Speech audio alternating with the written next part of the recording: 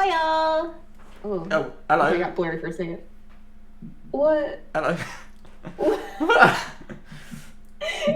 How's there?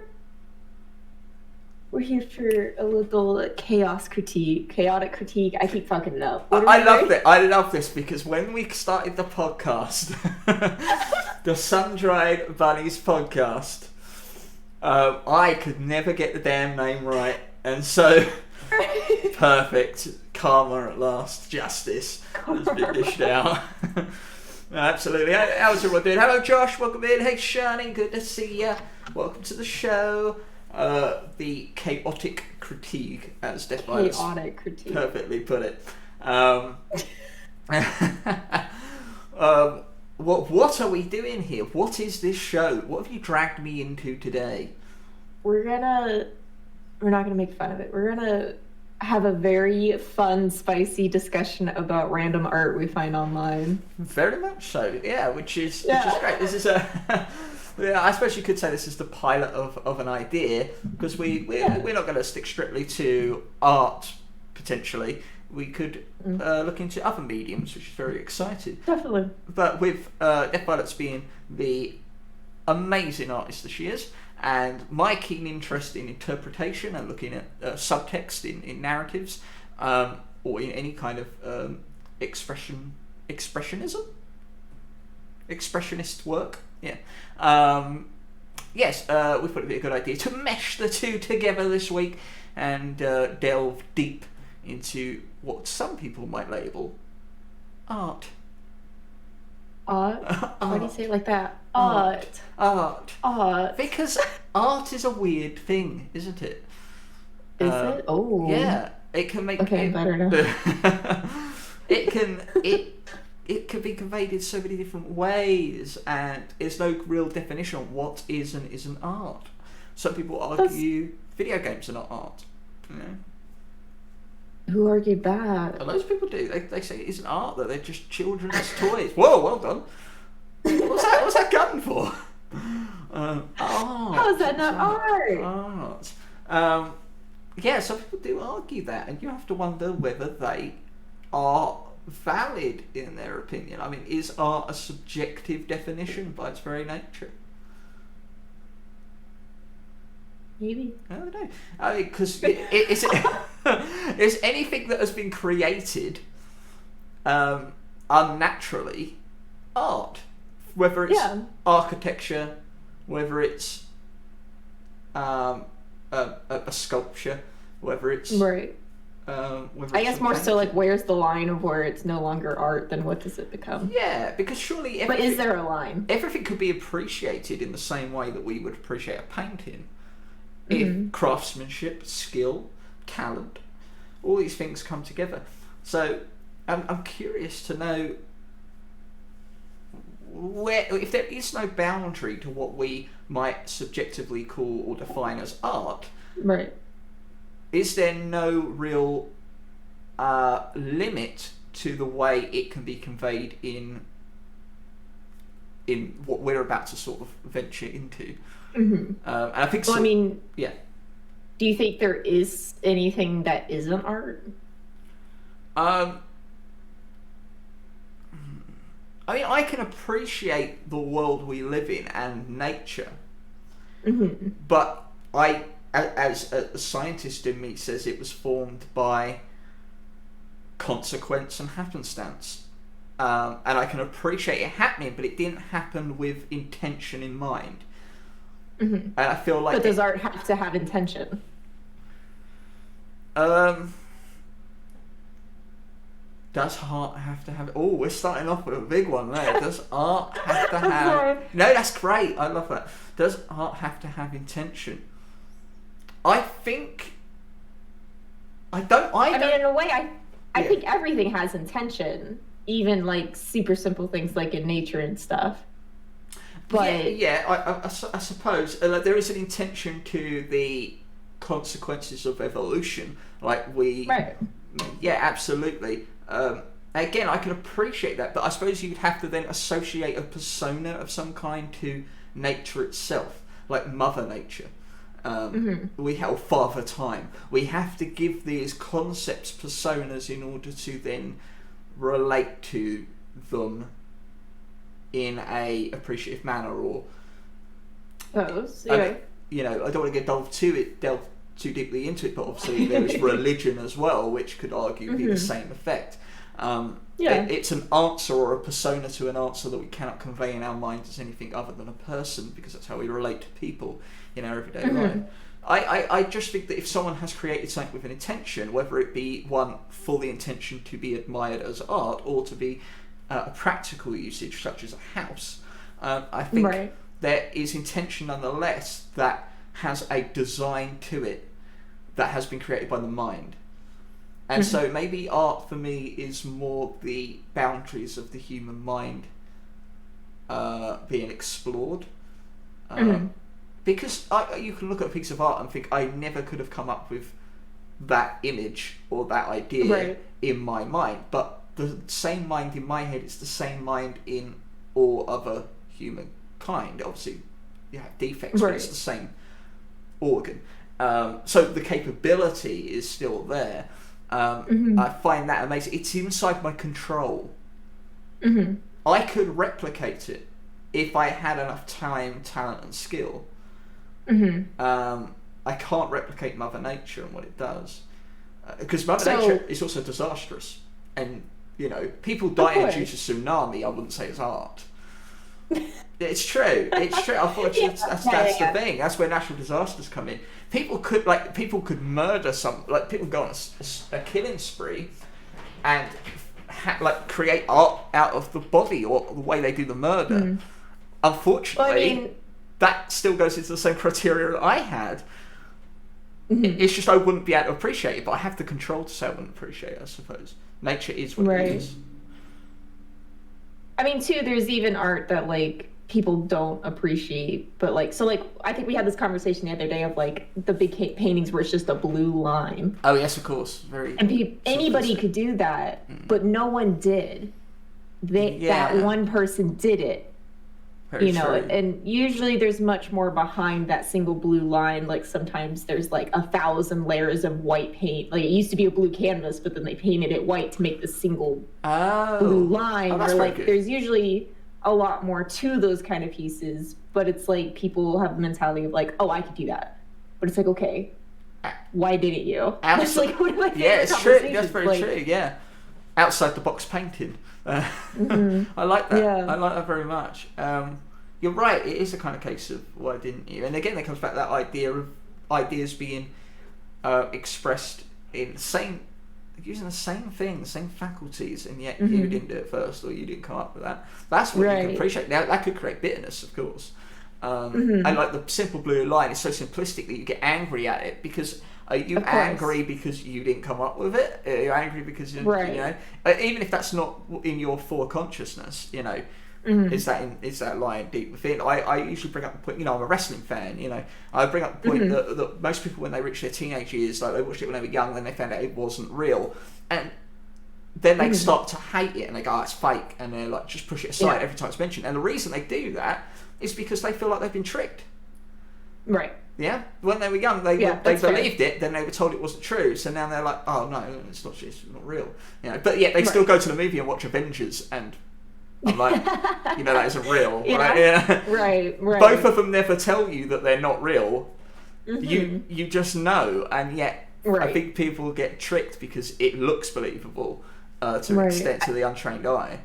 Yeah. I think too with art, especially when you put price tags on things, is where people get upset. So pieces the big blue line on a painting or whatever, and then it sells for $3 million. Yeah. People are upset because anybody could have done that. I could have done that, but also it's impossible to 100% replicate anything. So could you replicate it is the biggest question. Very true. And if so, what justifies one piece being worth more than the other? How would you decide? A point for DV. Oh wait, says Shani. Oh, you mean a point as if this is a scoring system? Oh, okay. Oh, cheers, Shani. do you need to put little tally marks? Yeah, Am I making points? What are we arguing? I didn't even know. I didn't know. I didn't even know either. Right, I've got an idea for a new show. The Great Debate. The Great Debate. There we go. So, okay, money. That's an interesting one. Money is a thing we created. Could be appreciated as artwork. It has notes and coins, which are designed. And yet, do you think, ironically, money devalues the intention or the expression to some extent. of art? I think in today's time frame, I think it definitely does. Okay. Whereas, like, when Picasso and the traditional Renaissance artists were making art, they were kind of making money, but they weren't really making money. They just kind of did it because they felt compelled to. And if they made money, great. Right. And then once they died is when their value peaked. Yeah, cool. And now they're worth so much, you know? So I think then it wasn't about the money. But of course, like, some artists got commissioned for the murals. Yeah, I was going to say commissioning. Things like that. So they made money. Deal, right? Yeah. But it's nothing like today. Artists like Damien Hirst, he's probably, I would be surprised if he's not a millionaire at this point. And he just makes, I don't want to say dumb. I love Damien Hirst. But also, he makes some pretty tacky kind of art. Okay. If that makes sense. I can pull him up. We have Google here. Yes, we do. Def Artist is in control of our backdrop here tonight. Yeah, she's got full control. She could literally just silence her window so it's not shown on her side, and then just put loads of pornographic images up and ruin me. Exactly. I'm handing yeah, over so he makes these like they're like, I guess the argument of the white line, like the polka dots. Polka dots. Oh, I got a word for that, haven't I? In my dictionary. You have a word for polka dots? Yeah, I come up with a word. Oh, damn. What is it? Charlie, go check my dictionary. What is it? What was the word? Oh, damn. Polkadextrous? Is it polkadextrous? A wealth estimate of 384 million. Wow. I think it's polkadextrous, especially when you can mix and match polka dots. Look, it's Mickey Mouse. Hey, that's actually pretty good. You don't like that? I'm very interested. I hugely respect his work, but at the same time, I hate his work. I don't know if that makes any sense. Hate is a strong word. That's interesting. Yeah, I like his. I don't want to get too deep into it because I know it's a little There's a lot of debate. Yeah. He has pieces like this where he preserves animals and displays them in galleries and stuff. And some of them I just absolutely am crazy about. But it's like a very big controversial debate because of like, well, where is he getting the animals? Is it abuse? Is it like, it's like a whole discussion. What's the... But I do really like it. Yeah. Fair. What are we critiquing? We're critiquing art. Yes. Shall we perhaps get onto our first piece? Big can. It's an orange can. It's a big orange can. Yes. Yeah. I could not miss it. Although I did the first time it popped up, actually. I can't remember if we were live during it. Probably. I've been sipping on it. Oh, there wasn't anything specific, was there? Polkadextrous, I believe, is the word. Polkadextrous? Yeah, I coined that term to mean being able to use multiple... Hey, that looks familiar. Those cats look familiar. You want to talk about it? Her. Oh, wow, look at that. Look at that. Her. Oh, she's got a little smiley face on her fingernail. There's a little smiley face on it. There is. That's very true. I like the eyes of the cat there. Very hypnotizing. And look at the texture of the wrinkles. Like of the skin. The rippling effect sort of seamlessly goes into the sweater. It does. It like almost looks photoshopped compared to the like stained glass in the background. Yeah, it does. The stained glass does sort of give it yeah, it does. I get you. It sort of has I'm gonna say no. Sorry, go ahead. No. What was that? Someone was asking if we critiqued relativity yet. Oh, no, but I'm sure it'll come up. Yeah, I see what you mean. It has that kind of white, shadowy outline that you normally associate with photoshopping as well. But that's sort of giving it a halo-like effect. Right. I mean, there's even like a weird vintage edge fade too. Oh, right. Around the whole thing. Is this photoshopped? Hold on. Oh, paintings are acrylic on cardboard. Oh, right. Oh, shit. How do you do that?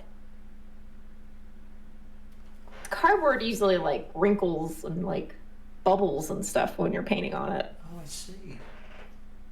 That's very fun, very spicy. Great lighting on the ears. What is that? Destruction. Look at that volcano in the back. Yeah, plumes of smoke, and then these adorable felines with laser eyes. I should add. Yeah. You're not getting some laser eyes. Yeah, there it is. Polkadextrous. The ability to mix and match all kinds of polka dots. That was it. Thank you very much for that, Shani. Oh, that's very fun. If we can't be free, we can at least be cheap. If we cannot be free, we can at least be cheap. Is that encouraging thriftiness? She is painting on cardboard. That's true. That's very true. That is very true. Maybe that is what it means. Oh, it's a Chinese painter. Or a Swiss painter in China. Oh, they get better, don't they? Very interesting. Often paints ugly cats in realistic depictions. Ugly? Well, that's wrong. These cats are gorgeous. Ugly? Look at him. Like Saber? What is it to say to that? I love them. They're very cute. The lightsaber just seems so out of place, though. I think that's almost the point. Oh, really? Yeah, so you can grip in it properly. I suppose that's just force powers. Yeah, it was. Yeah. Oh, that one's... At least give it a post for fun. Hey, JJ, how you doing? Yeah, cat saber. That's I love the giraffe party on the side. I love that. Oh, it's to buy the print. It's on a different website. It was an ad. Okay. You made me fall for the trap. Oh no. Whoa, what is with the eyes on that one? That looks alien. She's like an alien. Yeah. And this is all done on cardboard, you say? Mm-hmm. I mean, that's what they said at the top. Wait, holding a gun? What's going on there? Yeah, she's got a gun. My word. Oh yes, sorry, yeah, that's much bigger than I thought it was. He's got a gun too. What's with that hand? He's got a gun. But that's a human hand. Okay. That's an alien person with human hands. So where were they with that lightsaber? Don't worry about it. Ooh. Ooh. Wait, hold on. This is very fun. What? Oh, that's an eel. What is... Yeah, there's like a deep sea eel and then one of those, is it a cuttlefish? No, it's not a cuttlefish. They look like they're in a seashell. Crabfish? They got little tentacles. Crabfish? I don't know, man. It looks very much like Mila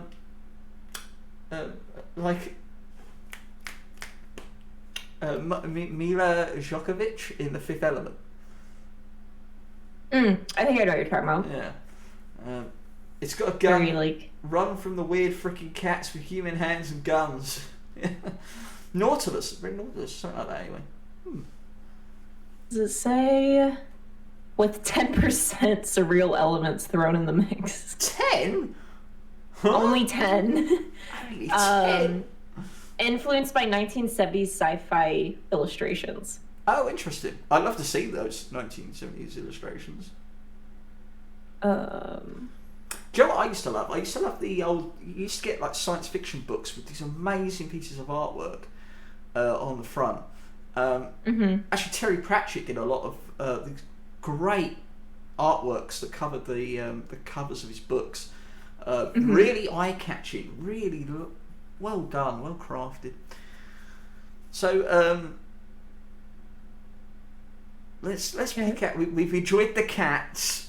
We've enjoyed the cats. Let's pick out. So that was something that we saw the other day. That one on the top right there. The deer? No, sorry. It's top right for me. Beetle that one. floating thing. That one there. Yeah. Hydrate there. Yes, absolutely. I shall. Emperor egg. Praise Lord worm. What'd you have me click on? This guy really likes bugs. Yeah. Of course, there are parallels between bugs on the planet Earth and. I love these compositions. Like rather long, skinny. How bugs infest places are often parallel to human existence on the planet. Mm-hmm. These are wonderful. These are wonderful drawings. Look at them. Hail King Pupa.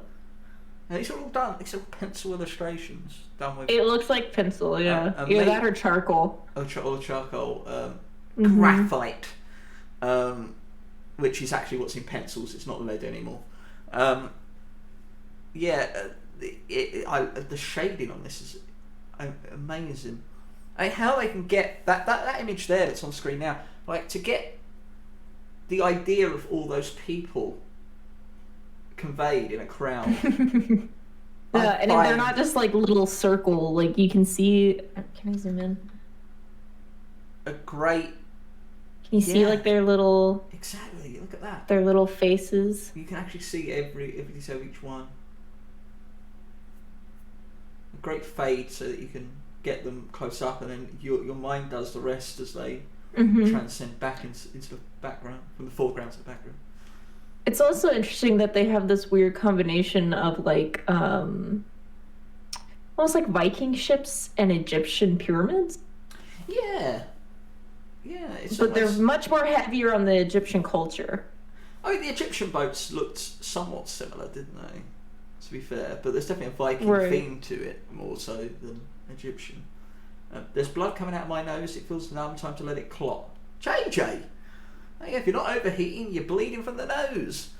Get some tissues up. No, is that right? Get some tissues up there. I don't know. What do you do with a bloody nose? Don't lean your head back. Don't lean your head back. That's right. Don't lean your head back. Back into your brain. Correct. Yeah. What was this old joke? What's good for a broken nose? Oh, I don't know. Knuckle dusters, I think. Going to the doctor. Okay, that's the sensible answer. I didn't go to the doctor for mine. Now I have issues with it, so go to the doctor. I've only had 3 nosebleeds in my life, actually. Oh, really? I don't know that I've ever had a nosebleed. One of them was caused by being bopped in the nose accidentally. The other 2 just sort of happened. That might explain why I've got that slight kink in my nose, wouldn't it? Hello. Surprisingly, I don't have a crooked nose, which is very nice. Watching Death Violet stream while I am fiddling my nose. Of course, it's expected on mine. Yes, because you had an incident with your nose. Is that correct? I have a what? You had an incident with your nose. Yeah, I hit my nose on a ladder. And that's it. Yeah. Like got 2 big black eyes and stuff. And then I was in the middle of me installing my thesis show, so I was just like, "Oh, it's fine. Don't worry about it." And 2 years later, I was like, "Hey doc, I'm having issues with my nose. Can you look at it?" And they're like, "Oh yeah, that's pretty broke." Oh wow. I'm like, oh. So step by step, you got it back to one piece. I mean, I guess. Ladder joke. That's a bad joke. Yeah, I know. This hurts my brain. I'm sorry that my jokes hurt your brain, but what can I do? Oh no, like this. No worries, Shani. Thank you very much for the lurk. I appreciate it. I know you've got to start work soon. Thank you very much. I've never broken anything in my life, just a waterfall of blood pouring from my nose.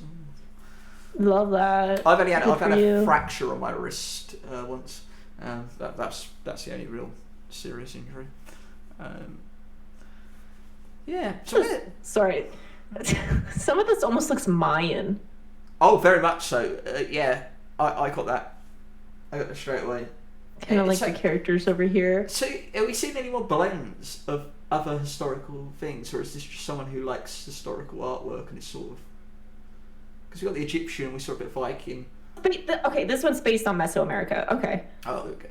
5-point perspective image to give a spherical warp. much like a cosmic egg coming down from the heavens to enlighten mankind. Go wake up your little brain. So the towers, the pyramids, the Mayan ones, and Aztec ones, they were all designed to, and we suppose the Egyptian ones as well, although they're unclimbable, which made it a bit odd, is that they were built to get you closer to the sun.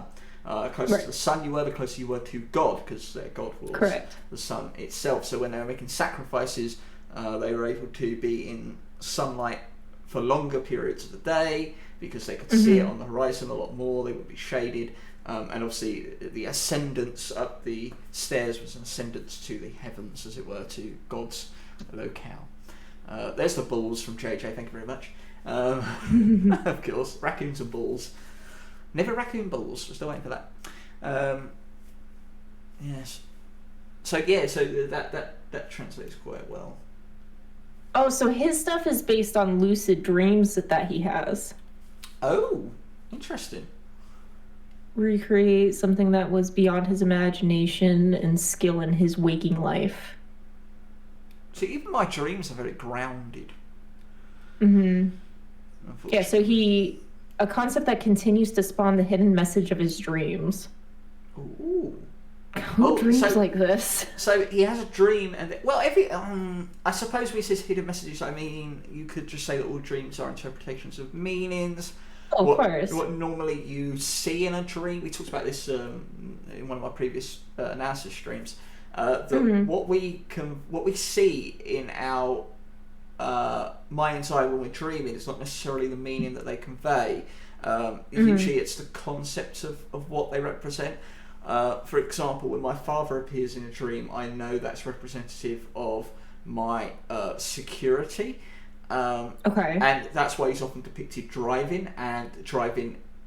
he's in the driver's seat of my life. I don't really have much of a deep connection with my father. I just know that I'm fucked if he passes on or anything like that. Right. Okay, for my current situation, obviously I'll cope and I'll have to survive and blah blah blah. But right now I'm in a comfortable situation thanks to him.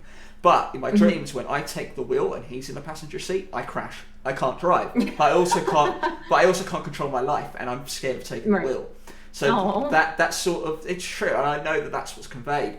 So I got to terms with that. So it's much less of a nightmare and much more of something that I've been able to understand and thus quash the fear. More of a self-conversation. Exactly, and that's what it means. Like when I say my father, it's not really my father. My father is representing something in my psyche. You can have that with lust as well, normally, and usually it isn't your partner, unfortunately. Usually it comes from some unconscious desire, usually from maybe a childhood sweetheart or something like that. That might pop back up. That's lust talking, not really. You know when they say, "Oh, I had a dream about that, like my ex-boyfriend or my ex-girlfriend." Normally, it's a lust being represented, not your actual ex-girlfriend. It's just they're stored in your subconscious and they're being brought forth to represent or convey that. And you have about 24 dreams a night on average. You just only remember the ones. Oh, really? Yeah, you really just remember the ones that you have in your waking sleep. So really, in the last 20 minutes or so of you actually waking up. They're the ones you actually see and are consciously aware of. Because that's the thing, our unconscious, you can't...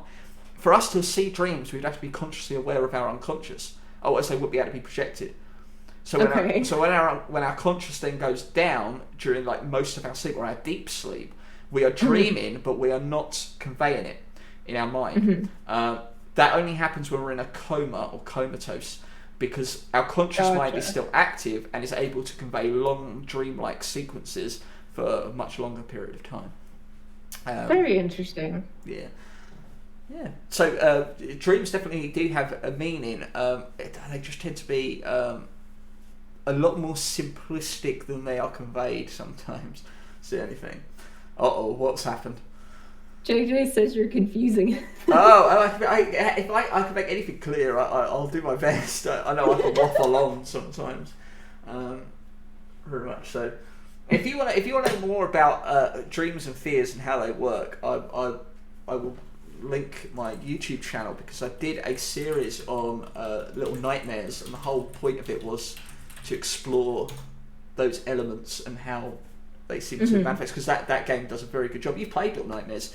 I have. Very good. It plays with the idea of characters not being real. They're not representative of a self. They're representative of an idea. So the gangly arm man, the guy with the long arms, which I'm doing a great impression of, by the way, he represents consumption. He's a hoarder. He's representing the consumption of goods. The chefs are the same. They represent gluttony, obviously another consumption thing. The what would you call it? The Asian geisha, like being with no face, conveys. Yes. It's fear itself, fear of being consumed in this case. So they all have a sort of underlying meaning to play out Six's journey through that game, which you ultimately think you're playing as the hero, but you're actually driving her towards the villainous acts and accepting them, consuming those acts. What is that? Can you please click on that? Which one? The one you're on now. I'm hovering over? Yes. Very Terry Gilligan. You say the janitor? What? No janitor. Okay, there you go. Let's have a look at this. Let me have a look at that. He has 7 fingers. Yeah. So the basketball's on the sand. Mm-hmm. And there's a lot of appendages. There's loads of appendages there, actually.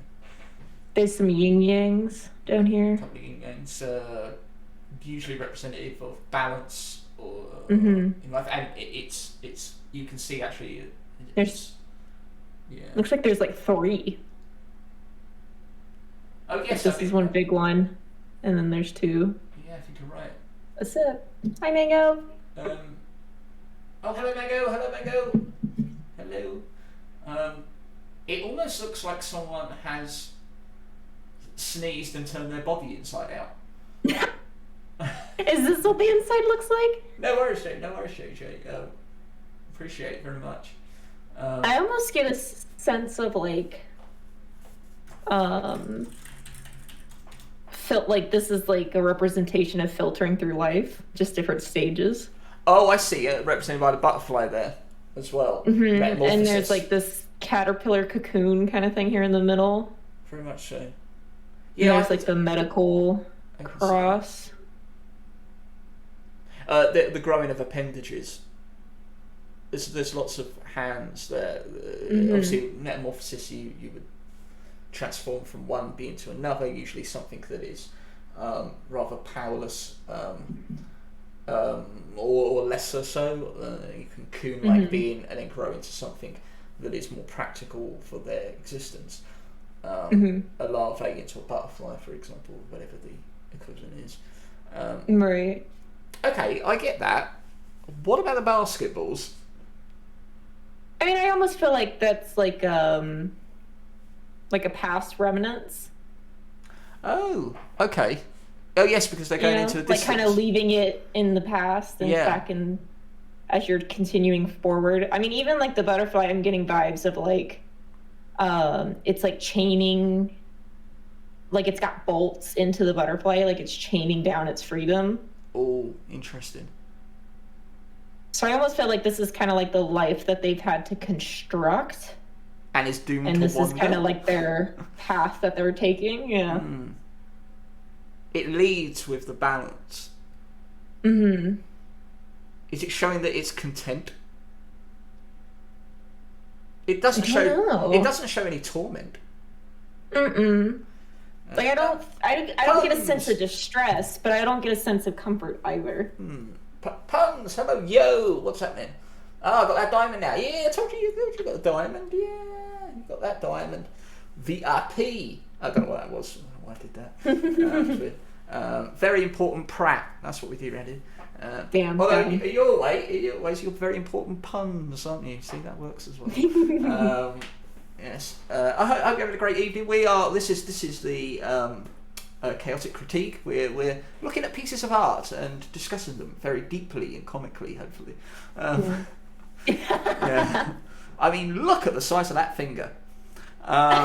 See, stuff like that.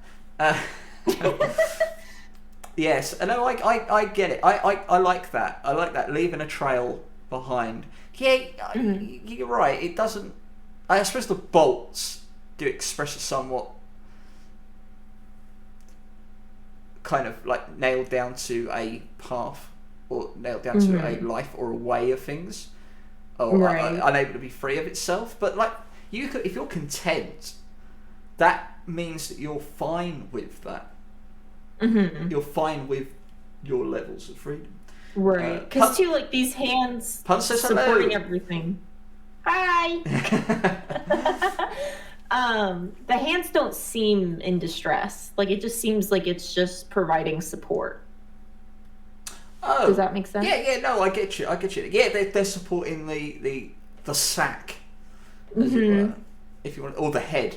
I mean, because you can see the face there, but I suppose it could be conveyed as the head. Aha, JJ. Aha. Aha. It's a greeting on my channel. Yes. Oh, this is fun. Support the sack. Support the sack. All the sacks need support, dude. Oh wow. Okay. So we got that. Immediately. Obviously, there's an elephant there. Okay. Right. So it's trying to convey the shape of an elephant in a very unique manner. This gives me Dr. Seuss vibe. Oh, very much so. Yeah. Oh, very much so. Like, look at his little stilts. It's got a human face in it. It does. The previous one did as well. Yeah. Hi, Definitely Lovely. Hi, Definitely Lovely. Hey. Did you get us both at the same time? Got me a hydrate. I don't have to stretch. I gotta stretch. I have a cat in my shirt, so I can only do so much.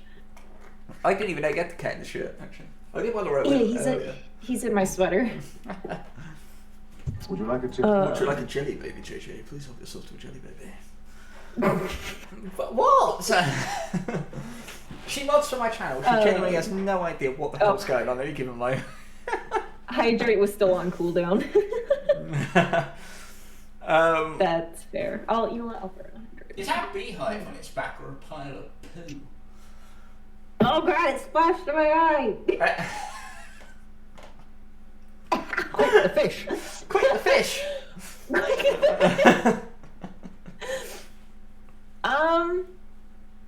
I honestly don't know. It makes me think of like a tiki torch. Oh yeah, that's almost. True. Yeah, tiki torch. Yeah, very so. This one's a little harder. It's stilted. It's not walking on its feet. It's walking on stilts.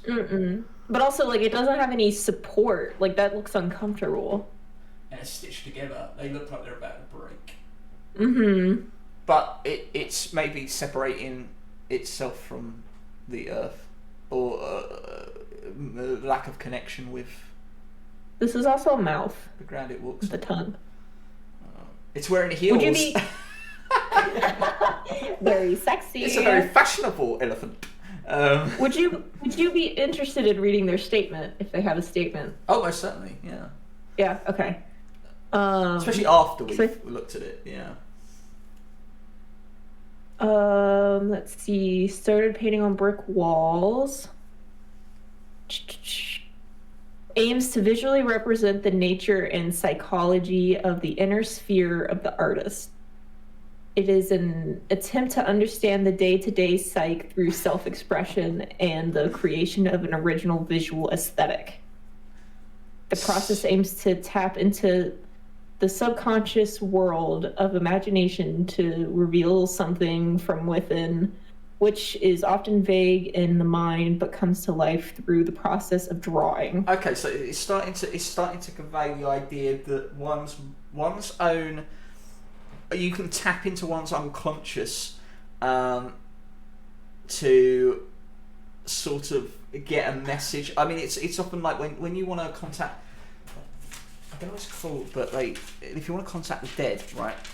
Sometimes they'll get you to sort of get you into a meditative state, and they get a pen in your hand and a board, and they will just like let things come to you, and then your hand will subconsciously start to move, and maybe it will convey like something that you really crave. I'll see some my Ness's tits. So you know, these things happen. But Big Mommy Milkers. the point is that you could. The idea is to tap into a level of consciousness or a part of your unconscious to convey something that otherwise wouldn't come to you naturally. So this idea of that idea of a vague memory coming forth through your unconscious or your dreamlike manner, whilst unconscious. You know when you your daydream, you just stare. That's your unconscious mind starting to take over your conscious mind in a awakened state, and sometimes you can just snap out of it, right? Much like a dream.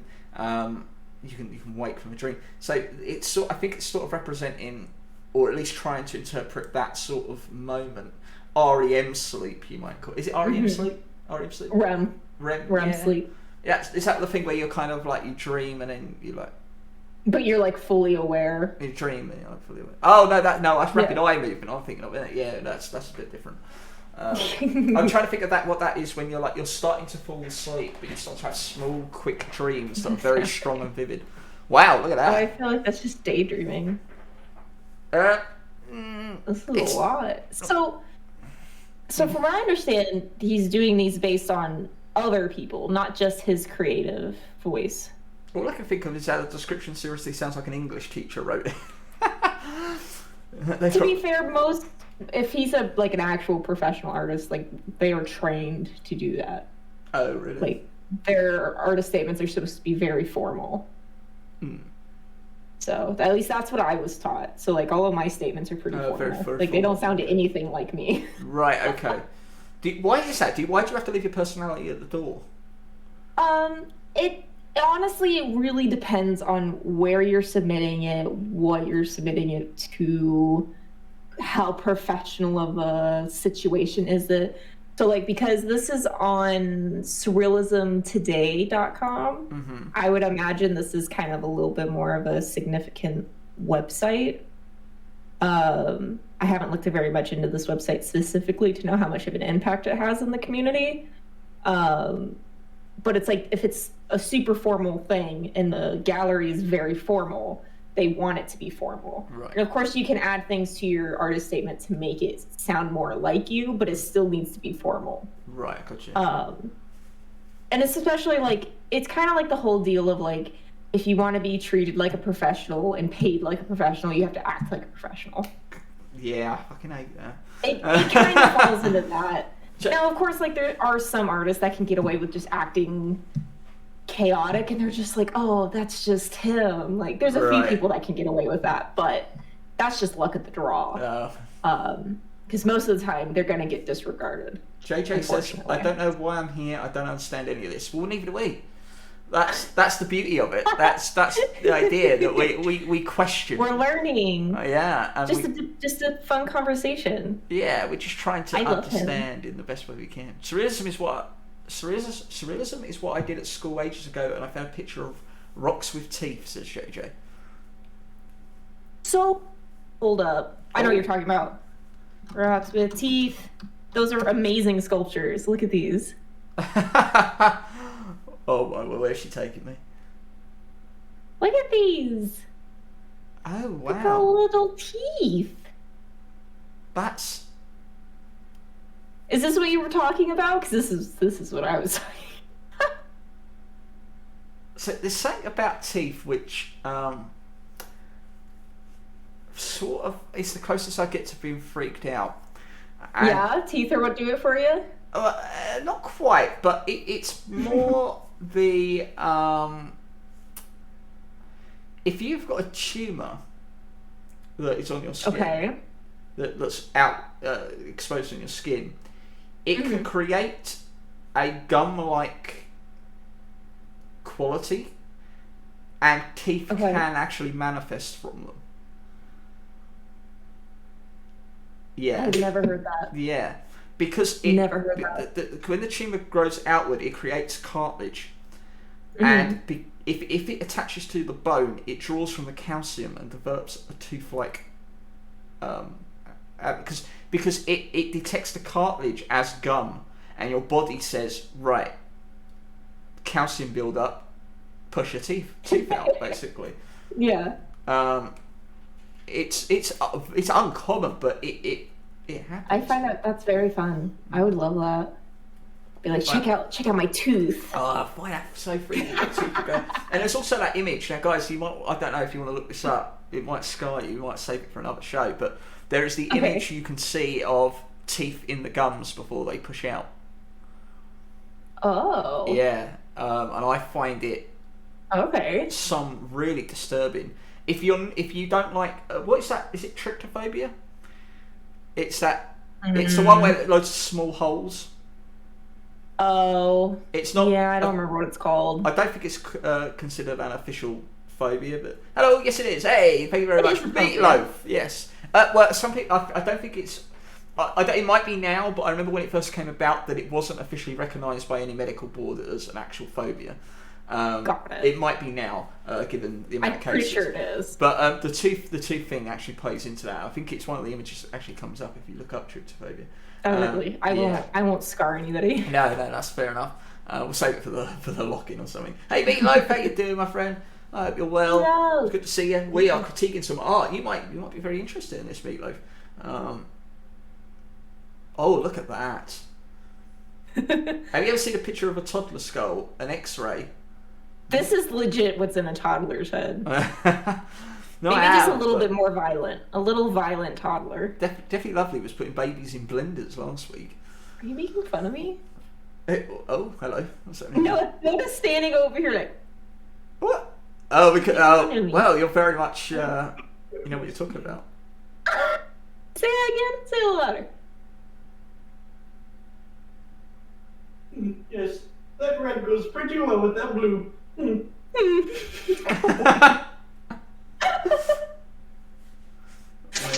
one thinks he knows what he's talking about. Yeah, trypophobia is a fear of disgust of closely packed holes. Megalahydrophalloscophobia, fear of large underwater sea creatures and objects.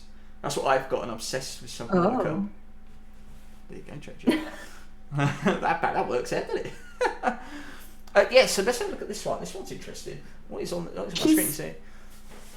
So this little devil is like either stabbing himself. I think he's pulling an arrow out of his back. I think is what's happening. He's in a because he's got an arrow and he's got a bear trap around. Yeah, and it looks like this guy's shooting the arrows. So what is this? It's just like playful Nate. Like I was gonna say like the title of this is Caught. That's the title. It's cool. I suppose you could look at all these images and say that there is some element of being caught. Because like, there's the hole in the ground with someone being caught in the hole, like trying to get out. You've got a hand stuck in the jar, or a person stuck in the jar. Caught with your pants down. Caught with your pants down, yeah. You've got arrows caught in things. You've got a puppet caught on strings. You know, it can't free itself. You've got the obviously the deer head has been caught while hunting and mounted on the wall. You've got a fish out of water. So with a fish hook in its mouth, that's been caught. Very much so. I like this camera with the tongue. Also, trypophobia is not currently recognised by the American Psychiatric Association's Diagnostic and Statistical Manual of Mental Disorders. There you go. Oh. Damn, America sucks. And then you've got a security camera, so caught on camera. Yeah, I like that a lot because at first it kind of comes across as a very playful toy-like thing, like you said, like this is in a toddler's head, and actually you've been caught by its hook, line, and sinker, haven't you? Because it's actually conveying the aspects of being caught. You got caught up against a wall there with the cookie as well. What's this one? Oh, yeah. Yeah, it's like backed into the corner. This one's called Contemplation. Ooh. Okay, many aspects of thinking. Yeah. Oh, this is very fun. Obviously, you've got the hand in play. Are they all aces? Those are all aces, yep. Free the dodo. You have to pick left or right. Free the dodo. I love that. Yeah. Is that a jelly man? Jelly man. I like the horse and the horse skull. Mm-hmm. It's almost like what do you choose to see? What's on the surface or what's beneath? Mm-hmm. Much like how you choose which direction you want to head in. Choose whether to play that hand. The dodo's extinct, and yet it's walking the plank. He's got a rope.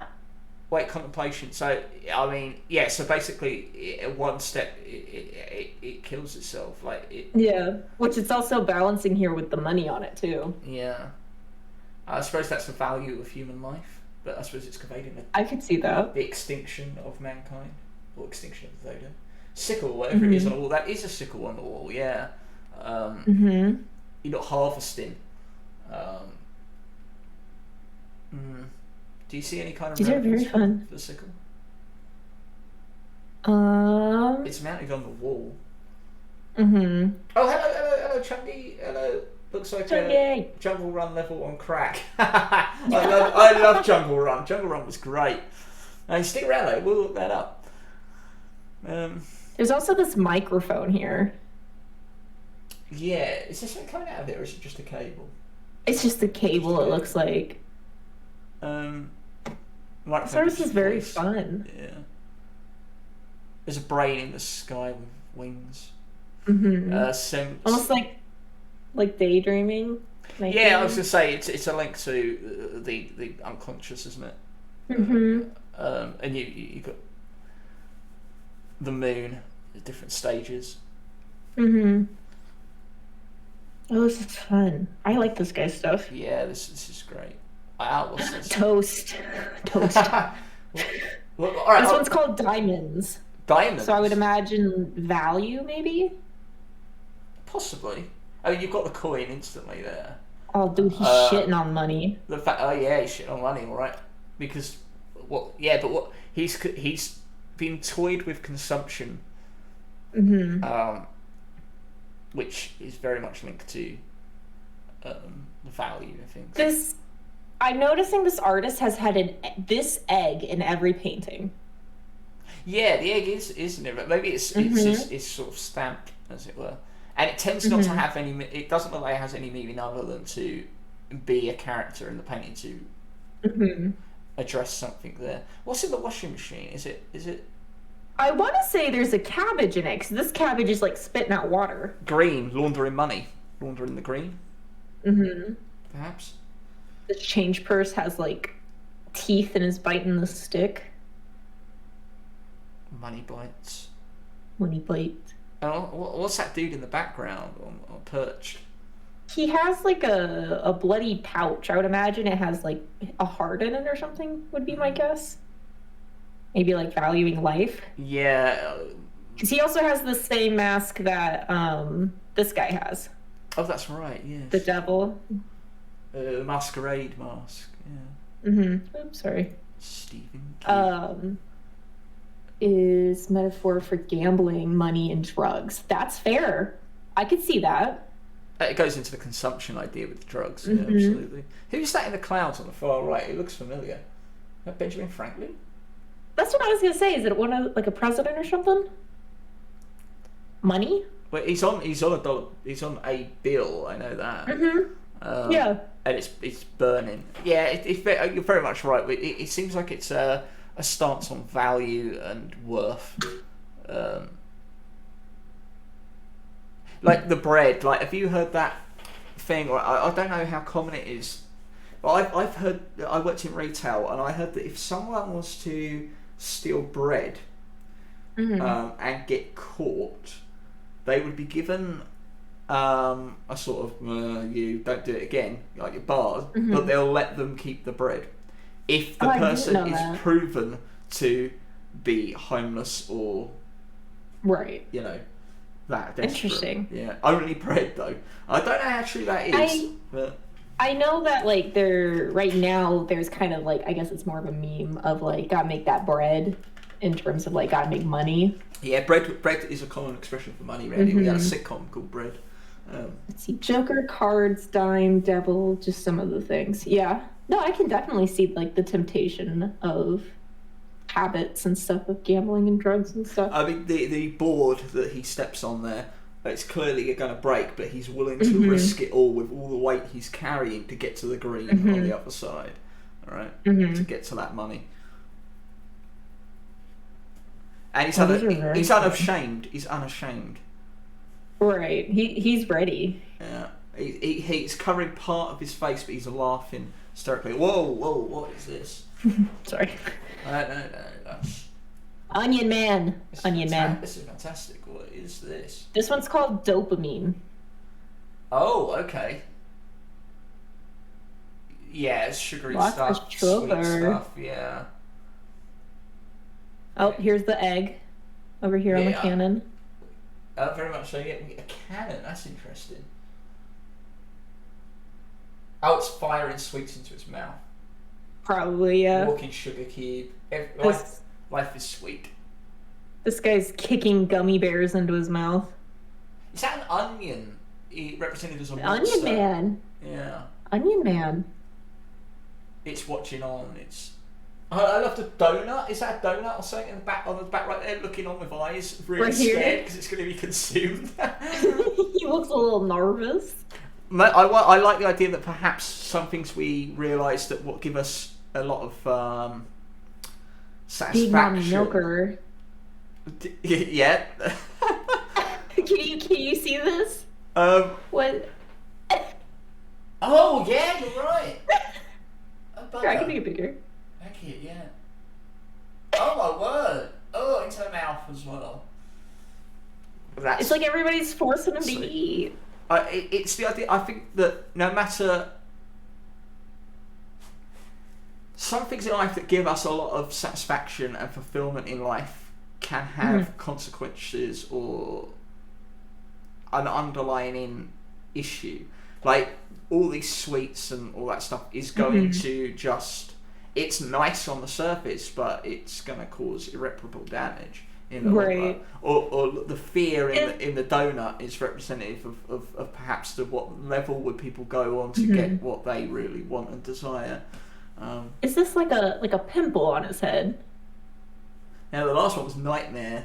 These are British TV shows. He's got it. He's got it spot on. There's a chocolate person getting licked by a person. Licked by a person? Licked by a person. Right That's here. right. Licking that chocolate ass. That's something I should never licked have by said. chocolate. What kind of satisfaction is that been chocolate said. getting from getting licked? Well, Just a little taste. something. There is definitely sexual sexual dopamine going on here as well. The licking of the lollipop, the licking of the rear of the chocolate, The syrup. The breast syrup. There's also, I don't know how true this is, but I'm noticing the skull. There has been a skull inside in a lot of these paintings. Usually inside Thank you, Matt, for the something. host. Absolutely. Peter Griffin in the water.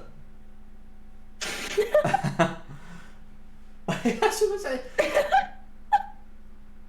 But It also almost looks like he's crying, though. He's blowing a bubble with a face in it. He's in a suit as well, emerging from He's the in a water. suit.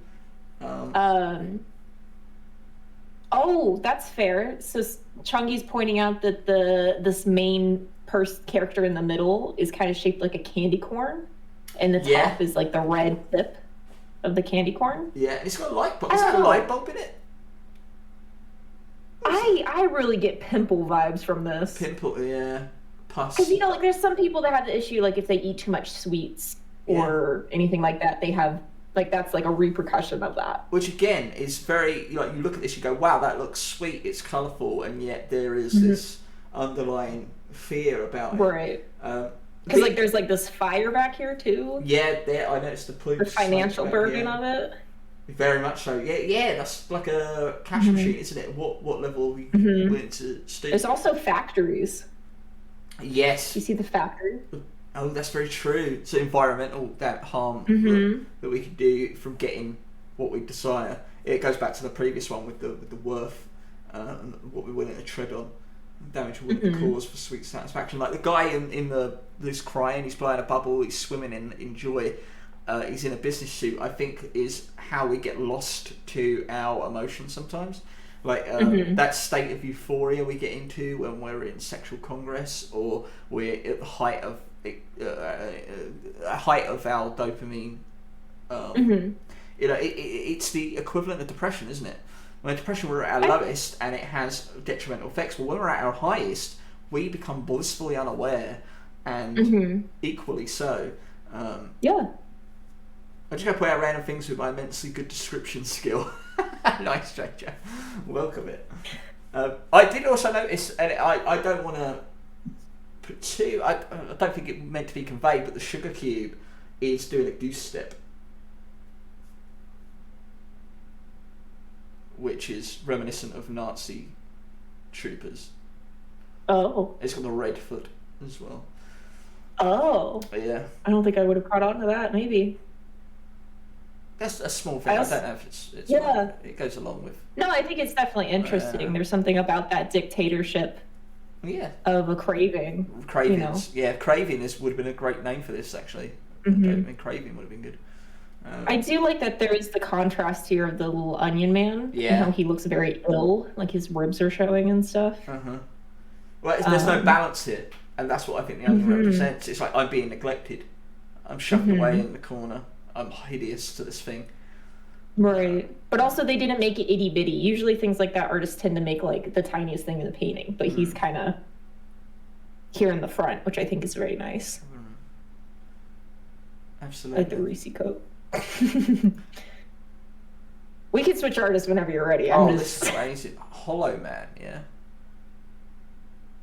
By the way, this artist is Stephen Gibb, if anybody wants to know. I think you can kind of see here at the bottom. Amazing. Hollow Man is the name of this Great one. film. Although it's a bit dated now, actually. I don't know if I like it anymore. It tells the story of the Invisible Man, but in a different way, and that film also kind of has some sexual harassment in it. That's not. I mean, for a horror film, I suppose it's great, but you know, it's not something you want. Always controversial. It was uncomfortable even back then, but at the same time, oh really? Yeah, it's more dated now because let's just not do that. So okay, this one's interesting because this one doesn't have a kind of. Obviously, you got the snake eating the apple, which is temptation. Is this Mother Goose? It looks like a witch. Let me think of Mother Goose, and then like Humpty Dumpty on the brick wall. Nursery rhymes. Then you have the sun and the moon. You've got the blackbirds from. That's a nursery rhyme. Also, the pails of slime could be Jack and Jill.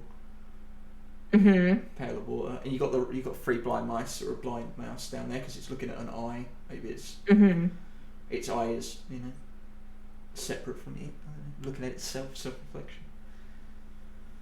That tree is crying. So, what do you reckon this is? Hollow Man? Do you think it's the expulsion of youth? I could see that. The loss of one. I feel like there is a transitioning point in most people's lives of like transitioning from youth to like an adult or like a more mature being at least, where it's a little overwhelming. Like you just don't quite know how to cope, I guess. Yeah, very like much you don't quite know what's right and what's wrong. I don't know if I'm wording that correctly. Well, that's the thing, isn't it? Because we go back to the balance again. Because if someone is to say, right, obviously it's a fear. Adulthood is a fear. Like we've all got to come to terms with it and come to accept it. If you go, okay, the only way to do this is to basically reset and just cut off my ties to everything that made me me, you lose that sense of childlike wonder and become, I'm an adult, and you become an arsehole, right? Right. The opposite's true as well. If you don't come to grips with adulthood, you end up a child all your life, and that means you're going to be told to grow up often, you're going to make silly, overreactive mistakes. You need to strike that balance, you know. And you kind of start to become more aware of like the toxicity in life and like how more painful life is. It's not all like rainbows, sunshine, like exactly. Yeah, I love the contrast of the sun and the moon as well. It talks about that balance and it's looking disappointed. The moon looks distressed. The sun looks down, nervous. Yeah, it feels like it's lost and conveyed. Mother Goose is flying away. Humpty Dumpty's about to fall off the wall. The stack of what are they? They're like rainbow. Heads. Oh, I wonder if these are like the jelly things that were like in the first one. Oh right, okay. But on the ceiling, colourful building blocks of youth, perhaps. The building blocks of what made you. They're toppling over. The apple is about to be eaten. The mouse is about to be trapped. Each of them is an emotion. Oh, nice hollow Anger, man. I get it. Yeah. Sadness, happiness. I'm assuming that's fear. Thank you very much for the lurk there, JJ. Sure I should go do something for a bit, probably some weightlifting, but I'll be back. No worries, JJ. We'll be here. So I really want to know what you two would say about my so-called art, but I really don't, says Meatloaf. I'll tell you what, Meatloaf. We'll if we do this show again, let's get Meatloaf's art in. That should be nice. Oh, hello, Harley. Hi, hello. Welcome in. Thank you for dropping that. The apples are really. One of the apples have really gone down to the core. There's another fish out of water again. That's been quite prevalent throughout all of the. Little man swimming away. Scarecrow with a skull. It's not straw. It's been It still moves forward. It's sick. It's putrid. Look at its mouth. It's lost all its sense. Its mind has been. Its brain has literally disappeared. It's gone numb. Taken. Yeah, it acts up. This is the loss of all. Okay. So no, says me. Hello, sir. Hello, Holly. We'll just have everybody submit art, and then we'll just talk trash about it. I'm not going to get too deep, which I'm going to put on a t-shirt because I say that all the time. But you suffer from depression, as do I. Of course. And I think that we're happy. I think we're both open to talk about it because it's a good thing to talk about, really. But I think I remember being on the antidepressants, and this is how I felt. I could see that. You want to talk about being numb to the world, having your emotions locked out, to feel like you can't even address or look at the world around you, or seeing things through someone else's eyes. That's sort of how I felt. I had almost like that autopilot feeling. Yeah, autopilot, very much so. Yeah. It still moves forward, right? But there's nothing there. And if you can't see me, I never want to do that again. So, yeah, I feel like when I had to get myself off them, and I took a massive low, but I had to go through it. I had to go through the system in order for me to find that balance that I now have. Hey, look, I'm not cured. You know, I still get down. You know, that's my natural state. But to maintain the balance is always crucial. I had to go through that numb-like state, right? State in order to get where I am. But I still feel like this on occasion, and I think everyone can definitely relate to an autopilot like thing. Oh, definitely. And acting on your natural instincts, which like that snake going from temptation, like it's unashamed. And I like the fact it's talking its ear as well at the other end. It's the only thing that has its grips around this character. Everything else is separate and lost. The only thing left is this natural yearning. Very much so. So apparently chat would like if they made art and then we just talk shit about it. I'd love that. I love that. Submit your entries into Deathfire's Discord and my Discord in the art section. We'll go through it. Why not? Why not? That sounds fantastic. I'd love to. Yeah. Regardless, I would love to see your guys' art. Yeah, absolutely. I just love seeing it in general. We've got a great artist at the moment in the cesspit called Fritz, who's doing some fantastic work. I love it. Fritz, if you're out there, maybe we'll clip this for him.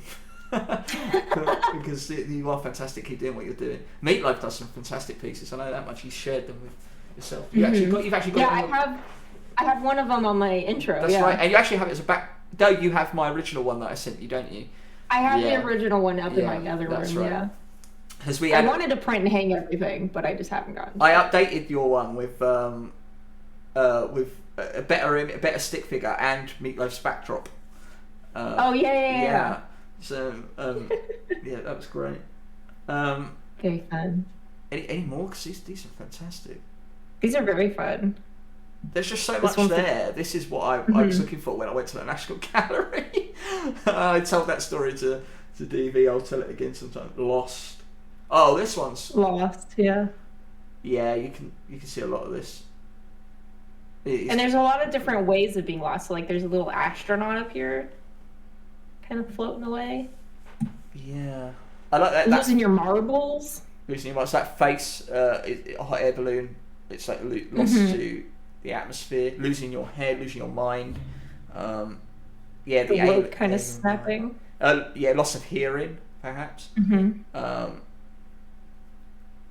Very much like that. Yeah. Oh, the eggs being lost to the paintings. What is that? He got kicked out. What's that in the middle sinking? In the middle, sinking a submarine? Oh, it's a submarine, is it? Ah, right. Okay. Yeah, lost down a wormhole, loss of time, no sense of direction there. He's holding a compass. There's a money symbol here in the cloud. Oh, and a heart. Very fun. Lost to work. Oh, see the guy with the suit. There's little skulls here. Sleeves rolled up. Oh, right. I like a cherry. I like this guy. Oh, he's smiling. Losing your cherry. It's a sexual thing, isn't it? Oh, it might be. Yeah. That's why he's happy. I like the ring. Yeah. I like the ring. It looks very Green Lantern-esque, actually. Yeah. Oh, these are fun. Oh, it might be. You know what that might be? It might be like a Mason's thing. Lost to a cause. Oh, what? Quick, the fish. Quick, the fish. Oh. Hey, Felix, how are you? Yeah, like yeah, Masons or Illuminati like things. These kind of clubs that have these kind of handshakes. I was thinking like a family crest. Like how some people have like family rings. I suppose you could have that, yeah. Same thing, really. You're lost to, or you're kind of lost to something that is, or you're a part of something. Like it's giving a part of yourself over, right?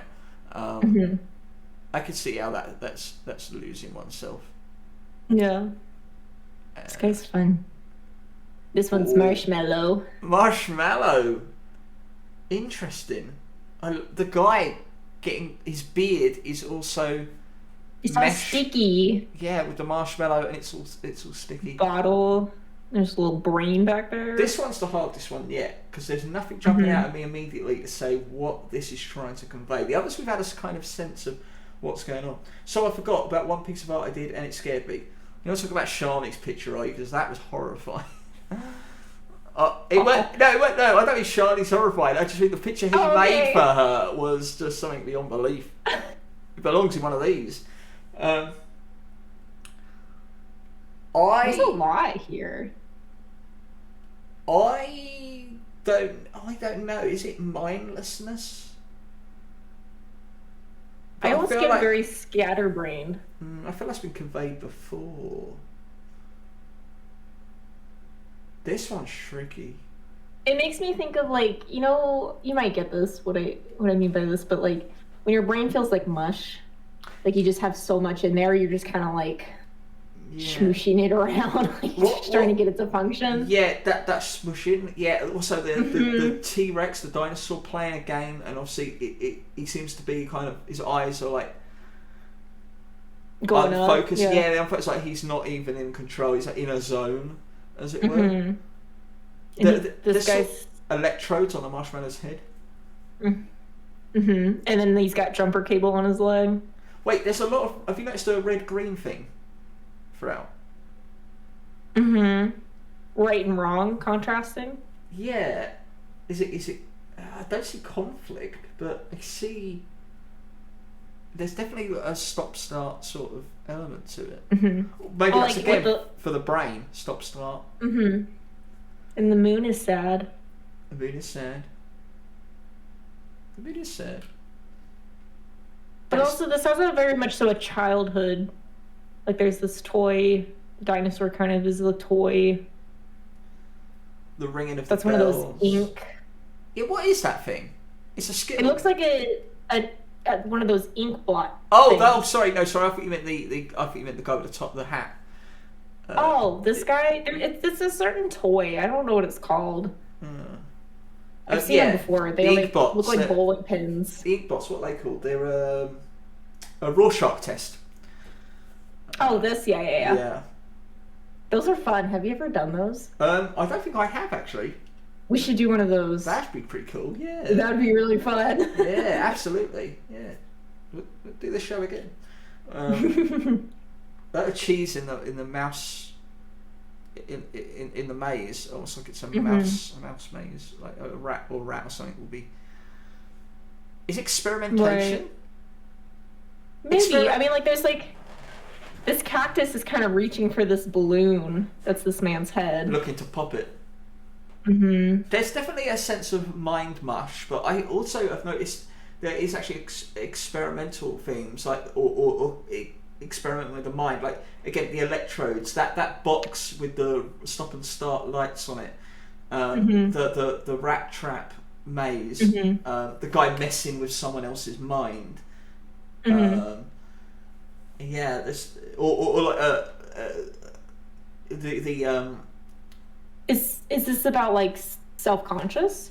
There's a Pavlova's dog like thing going on here. You can see that box with the red and green actually has a tray of food coming out of it as a mouth. The electrodes are wired up with a pincer that's going to electrocute them on the leg. They're like a clamp. The bell, like a sound test perhaps. Like the green and red next to the Skittle for approval or disapproval. The experimentation of the mind, the T-Rex being lost to control. I get big like that inner voice, like what's wrong or right. Hello Maggie, how are you Maggie? I hope you're well, thank you for the hydrate. I just dropped the lid, that was pretty good. I hope you're well, welcome in. Anyway, it doesn't know we are doing a chaotic critique. It's a new show in which we take a look at pieces of art and try to interpret them in different ways. But we don't stop at just art in the traditional sense. If you like the show, we might venture into many other aspects, including film, TV, music, video games, books, who knows. If it can be interpreted as art, as we established at the start of the show. Even the natural world. So yeah, I think you can definitely look at this as sort of losing one's control. Or at least brain manipulation of some kind. Yeah, definitely. Yeah.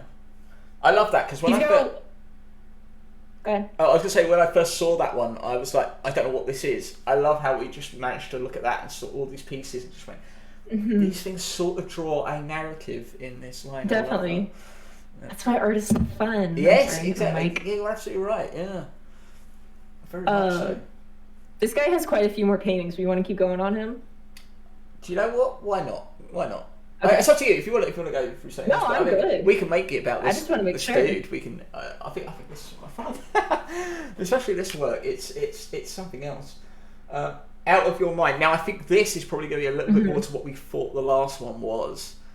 There's a lot of encapsulating of minds opening in different ways, like the book being opened. Almost like your mind's being excavated for knowledge.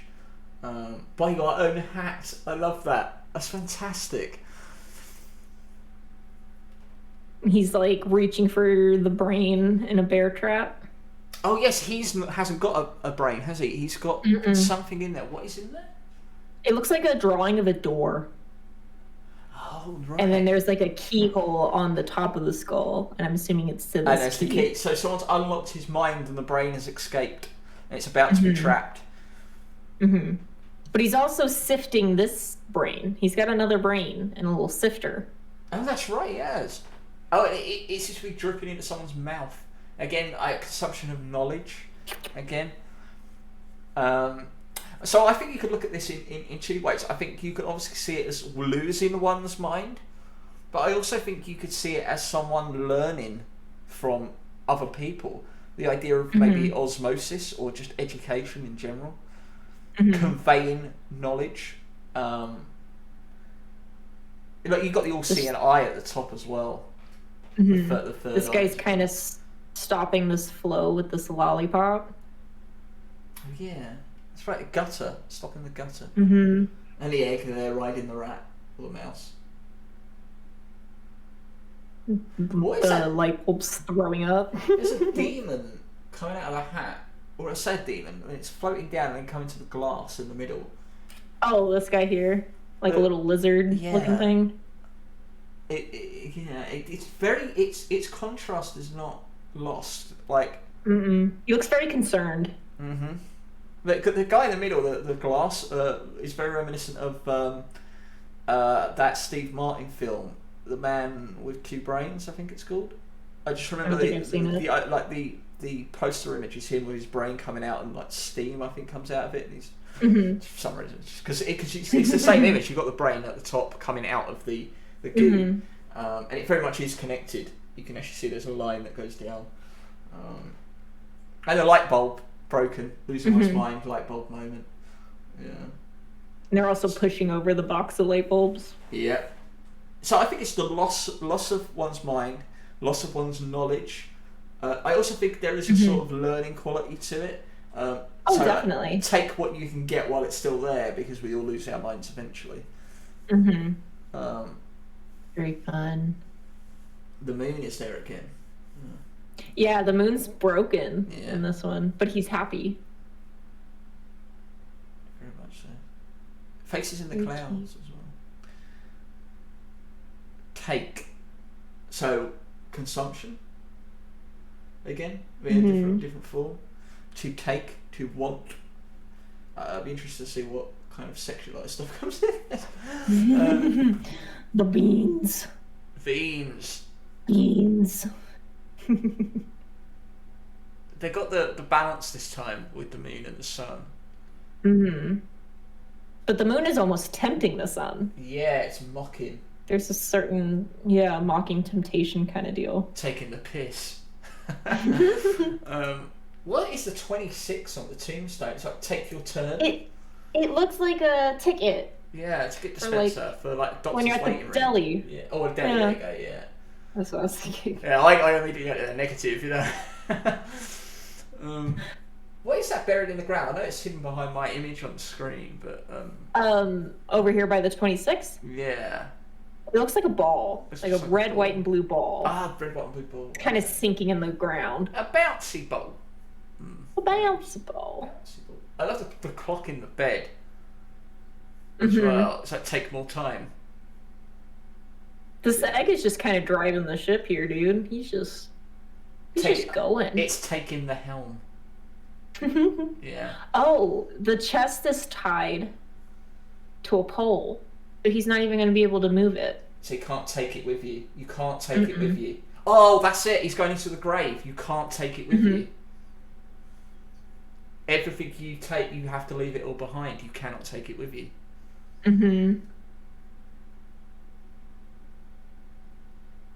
That's amazing. I love that. Stephen Gibb. Shout out to Stephen. Absolutely. I will credit him. If we put this video anywhere else, that would be a big credit. Oh, we got the demon again. Time idioms. He's even put idioms into it. So this one's a bit fun. See if you can spot the idioms, guys. Interesting. Can't drown my demons. When pigs can fly. That's the idiom there. Big can.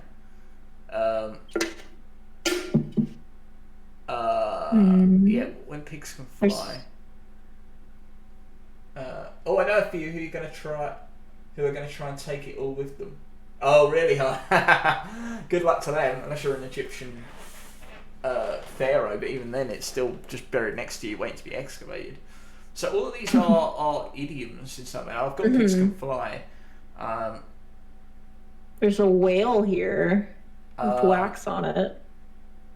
Waxing miracle. Waxing whale. Waxing whale. I don't know. A bee in the hourglass. Am I not getting these? I should be good. Get some of these. I should get Is this? this made me think like the three blind mice, but I only see one mouse. And the clock is turning into money. There's like intestines. Is it actually that none of these are idioms? Is that the joke? Maybe it is. They're all time idioms. Mm-hmm. Maybe we just don't know idioms. The demon makes me think of, there's a song, who's it by? There's a line in it that is absolutely amazing that says, you can't drown my demons, they know how to swim. Ooh, and that's what that made me think of. That's I great. love, very fun. Puns and Meatloaf should be good at this, because as somebody who makes puns myself, idioms lend very well to pun and joke making. Mm-hmm. So the fact that I can't get these pisses me off. There's a rocket with a watch on it. Yeah, I don't know. We got the skull again. Say, I am not good at idioms, so I don't know how much I will be able to help. Time flies might be. Time flies? Yeah. I could see that. The bee in the hourglass is pissing me off. I feel like that should be. Cause obviously we know bee in a bonnet. Got bee in my bonnet, but I don't know about that. Sounds. Floating log? I don't know. The clock is crying. Yeah. Sundial. Hand of salt, I think that is. Maybe? Yeah. Or sand? Lucky hand of salt. Or sand, yeah. We're at the beach, my dude. Come on. Alright. It's salt water, isn't it? Yeah, I don't know. Maybe. How do you know? It looks like an ocean. It's got whale in it. There's freshwater oceans. Nope.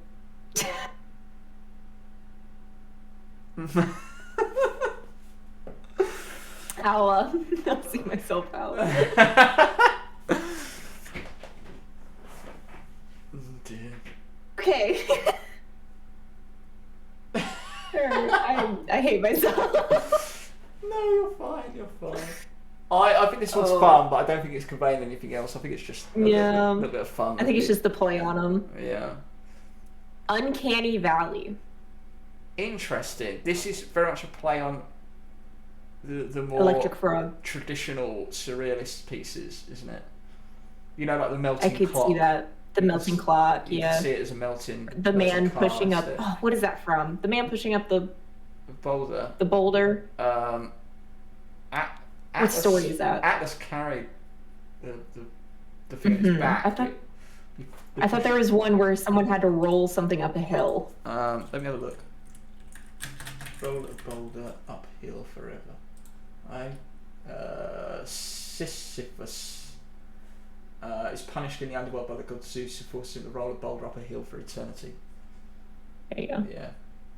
He was punished for cheating death twice by being forced to roll him into boulder up a hill. Only for it to roll down every time it needed to top. Bastards. Mm-hmm. There we go. It's just drugs. So, Uncanny Valley. So that tends to be when something appears to be real when it is not. Is that a fair statement, or is that too much of an understatement? I think that's fair, but it's also hard to say without knowing the artist's intent immediately. Yeah, very much so. There is a sense of there is some transportation here. You've got the plane / needle. You've got the train tracks, the car. You've got someone carrying a bag hastily. Yeah, it's like luggage. You've got someone moving a boulder up a hill. You've got someone a flying clock. Mm-hmm. Is there a sense of like drugs as well? It's like we have the needle and like the mushrooms. There is a sense, yeah, very much so. There's a purple like aspect to the background and the sky, which is often associated with like purple hills, that kind of thing that people see. There's also a toad or lizard in the bottom right corner. I know Deathlight's just covering that up on my screen, but obviously they tend to be hallucinogenics. No, you don't have to. Yeah, that's fine. See the frog. There you go. You can see it peering out there. So yeah, there definitely is a sort of trip. Trip. There's transport and drug-like effects. So it's a trip.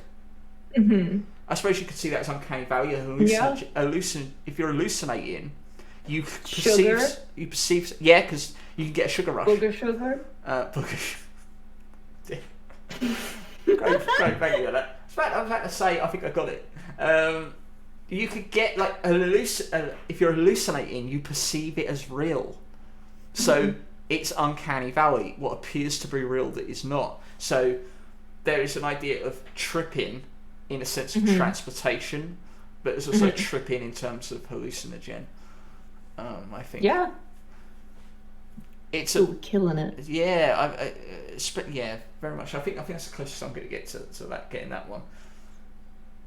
That's it. That's it. Wow, they were fantastic. We got through all of them. Oh, they were amazing. Okay, does he have a statement? Does he have... Oh, he doesn't. There was ambiguity. Oh no, hold on. There it is. Imagine a world where visual rich language of fairy tales and nursery rhymes extended to adulthood. We were on that. We got that. The traditional nature of this kind storytelling is best presented with visual aids, simple, straightforward text, accompanied by fantastic illustrations. In our culture, there is a conventional part of our collective upbringing and experience. Collective consciousness, yeah. Mm-hmm. These stories often convey lessons which are coded in familiar symbolic language and are likely where we first encountered metaphor and allegory. Thank you. Yeah, so I think we were on it. We found the perfect person to convey both our sort of what we wanted, really. Yeah, you know they're Canadian. Ah, right, okay. Oh, we won't hold that. I had a feeling they weren't American. Oh, really? Why? Oh, no, but go on, please tell me why. I'm interested to know why you felt they weren't American. I don't know. Something must have struck you. Well, there was just something about... Well, I thought they were European. That's kind of what I was leaning towards. Because honestly, fairy tale and folklore emanate from... Yeah, because I don't think in America we have the nursery rhymes and stuff, but we're not, super enveloped in them, whereas as an American, I assume that other cultures are a lot more into it. Right, okay. I could be totally wrong. That might just be my ignorance, but Well, American folklore, for example, is rather new in its origins, relatively. Right. Whereas a lot of the other Germanic folklore and stuff like that, it's very dated, and so right. we're more invested in those and know about, he mentions, collective consciousness. We all can we see Humpty Dumpty. I love this. If we see an egg wearing a costume, we're reminded of Humpty Dumpty. Whether we really listened to that rhyme or knew that rhyme that well, read the story that well, we sort of know it's in our consciousness. But no point during the damn poem or rhyme does it say it's an egg. So I love that. But I feel like that has a lot to do with probably whoever first. I'm being raided. Come on, Chubbs. Hey, welcome in, Numa Guy. Thank you so much for the raid. Numa, yes, it's me and Death Violets once again. Welcome in. Hey guys, if you don't know me, I am Sol. I'm a variety streamer, and tonight you've got me on Show Night. Show Night. I didn't come up with a better name for it. Where we've got two shows tonight. Right now we are doing the Chaotic Critique, which me and Death Violets are delving into surrealist art and trying to interpret them. It's been a hell of a ride. It's been very fun. It's been very fun, and in a little while I'll be doing Down the Rabbit Soul, in which you'll just see me with YouTube as we dive into my youth. But hello, Numa! How was your stream, my friend? How was your stream? I know you're playing Dragon Age, which I love very much. It was a pleasure to come and hang out for a little while earlier on. Very much so.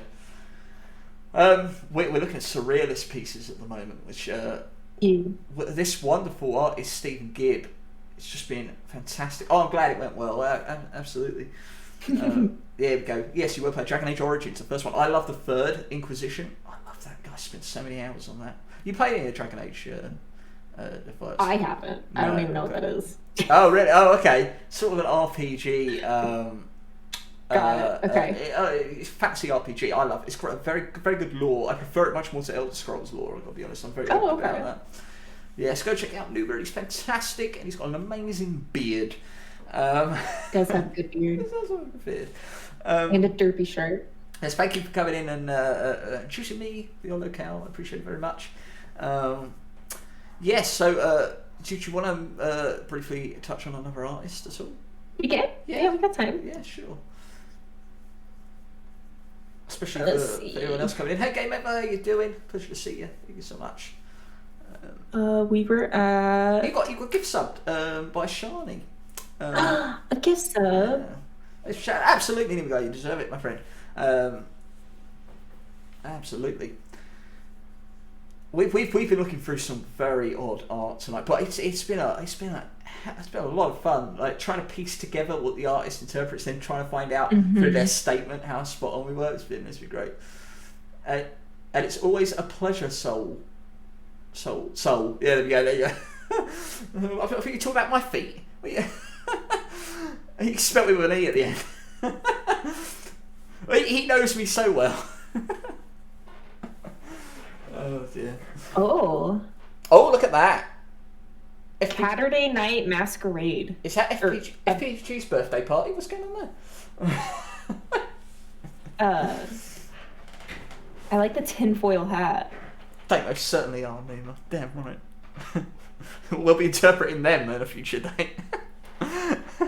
Yeah, we're gonna say that we're gonna critique y'all's artwork, but really we're just gonna pull up your profile pictures and just be like, damn. Oh yeah, that's true. Actually, Nima's and Midnight's very good piece of art. Actually, mine's pretty good as well. Thank you very much. And your own art. We should shock you by what we're gonna do with people's art. Boom! It's all Death Pilot stuff. Oh no! Don't mine. You'll know when I'm gonna do that because I'll say I'll be the one in control of the browser tonight.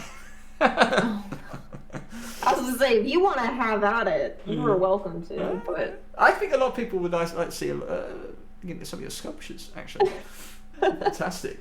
I remember the first time I came to your stream, and I always check out. You always look about me and just see what people are like. Oh, this person looks nice. What do they do? What else can I find out? And I click on their Death Art's website, and I'm presented with these weird rodents.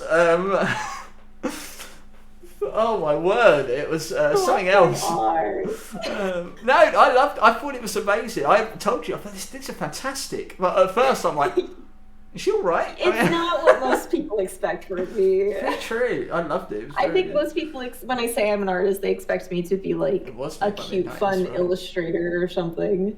And I'm just over here sculpting little dead baby bird. I love that. Well, death is in the name. Yeah. So yes, all praise unto her. Absolutely, Midnight obviously did the profiles for Numa and Midnight, and Galaxine did mine as well as her own. Love that. Great artists, and obviously Midnight does a lot of the emotes for the community. Definitely, she did fantastic work as well. You designed the logo for Night Locking as well as the Sun-Dried Bunnies podcast. Obviously, you have your own emotes and bunny paraphernalia. Paraphernalia. That's the word that came to mind. Paraphernalia. Yeah. So what was this called? This is called Saturday Night Massacre. Saturday Night Masquerade. Massacre. It's Massacre. Yeah. Massacre. Yeah. I went to art school. I'm sorry. I ditched out of school, but it's all right. At least you know how to read. No. You've done a good job tonight, actually. Thank you. Yeah, you have, yeah. Why is this one? It's ape befriending. There are pieces. Cat, because that is a cat skeleton, right? Mm-hmm. It's cat a day. It's got fangs. It almost feels like, not mourning, but like remembering. Oh, a past relationship. A past relationship. Interesting. So like with this one, like this artist, all their pieces had monkeys. So I'm not too caught up on the fact that it's a monkey. Right. I mean, they had a few different types of monkey, but I don't know that that's important. But there's something very like he's got a tinfoil hat, which makes me think like more of like conspiracy theory. I was thinking the same conspiracy theory, like Yeah, which I think there's something about the memory. You know, like if you remember a relative that passed away a few years ago, or even a pet or whatever, you tend to romanticize or dramatize, like you altered their actual being. So there is a bit of conspiracy to it. Yeah. Yes. And I feel like this kind of plays with it, I think. But tinfoil birthday hat. Yes. But it's in the way of celebration rather than anniversary or marker, right? We use birthdays as markers to mark obviously the years that go by. Anniversary, we would do the same, wouldn't we? I'm curious now. I don't tend to assume, but I'm wondering if this is a Spanish artist. Oh, okay. What makes you say that? Just because of their use of like the candles and stuff.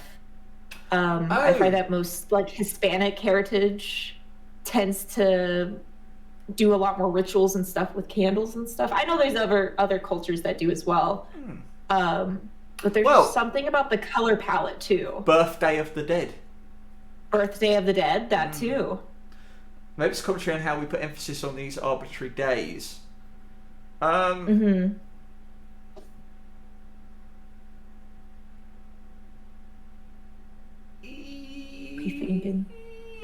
trying to see if that maybe it's commentary on how we emphasize on these arbitrary days. I get that the conspiracy theory element of that, but there is a sense in the ape, which I'm assuming is representative of mankind, perhaps. I would assume is very forlorn and reminiscent as it looks down, almost like it is sort of looking at a past memory. But I think too, if they were kind of making fun of like absurd holidays or anything like that, it would be even more like I don't think the cat would be dead. Like I think it would be done in much more of a humorous way. The cat is definitely representative of what has been lost and precious to us, right? Especially since the candles are blown out, and there's almost like these like offerings on the table. Like there's some candy, looks like a walnut. It's what's lost. It's what's extinguished in our life, and it's trying to grab hold of that. And you can see it grips it. Maybe trying to recapture. Right. But I definitely don't get a sense of sadness from it either. Oh well. Okay, that's a little bit more of like a melancholy. Yeah. Okay, I'll go with that. Melancholy. Yeah. Like you're upset about it, but you're very like in touch, like you understand it. The eyes. It's the eyes of the ape that make me. It's a very loving. It's like, loving and affectionate, but there's a sense of loss behind it. That's the thing. That's where I get the forlorn from. It's interesting. They did a very good job in capturing the eyes. I thought this was going to be a very. I didn't expect to talk about that one that much. I love how layered it is. It's the subtle touches, really. Yeah. Also, says Nima Guy. Yes. Also, yes. Go ahead. Robot chicken. The skull looks like a cat skull. Yes, that's right. The title of that piece is "Cat a Day Night Massacre." You can tell by the eye sockets and the shortness of the nose.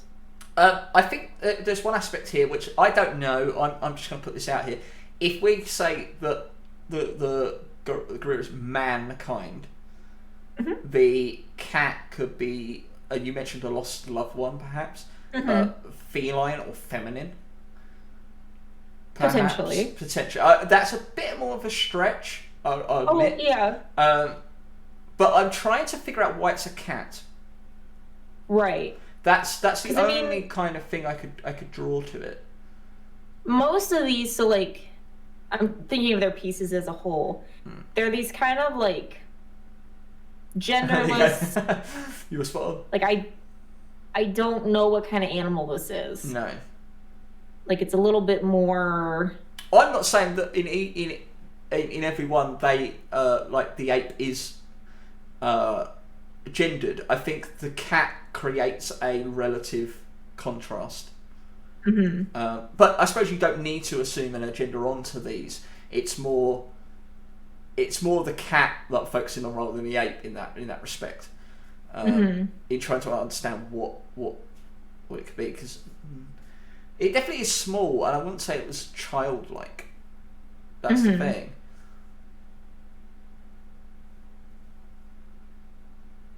Oh, no, that I specifically, like, I don't get the message of, like, extreme gender, like, trying to convey a specific gender or anything. No, exactly. Nothing there visually, I would say, says it's gendered at all. I'm just thinking of the idea of a cat. It's a feline, normally associated with femininity. Yes. That's the only connection I've got there.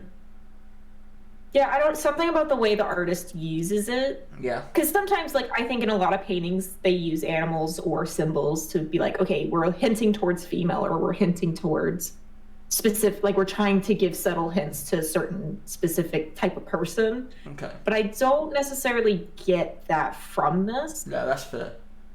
I almost get a sense of it's just a being. It's a being, yeah. So it's kind of like you can almost like fill it in with anybody. Is it anything. because we've noticed that there is no human in this guy's work? That's why. Right. Okay. A little bit, yeah. But then, like, you know, there's a lot you could do facially too. But I think he just uses... I think one thing that artists do, because I do this a lot, is using animals as substitute for humans. Because then it takes away... So, like, if you look at a piece of artwork of a woman, automatically you're not going to immediately associate it with yourself. You're going to associate it like, oh, someone else, blah, blah, blah, blah, blah. Whereas if it was a male, you more than likely would be able to put yourself more in perspective with it. It's just kind of something your brain automatically does. Interesting. Does that make sense? Yeah, no, absolutely. I see that, yeah. Whereas if you do an animal form that is very clearly represented of more of a human figure, it's so much more open for everybody to relate to it. Anthropomorphize things. It takes away a sense of gender for a more universal interpretation or empathetic connection. Right. And too, like, one thing that I really love about doing this is, like, because my work is very, like, I want people to be able to relate to it, even though they haven't had the same experience as me. I want them to be able to, like, add on to their experience to the work. Right, yeah. It, like, eliminates the issues of gender, race, culture. It removes all of that to much more of a bare nature state. Right. Rather than any outside influence, if that makes sense. Okay, so am I right in thinking that you would create a sort of neutral zone in which the person that then approaches the art can take their own experience and then adapt it to the work or project it onto the work? Okay, that's fantastic.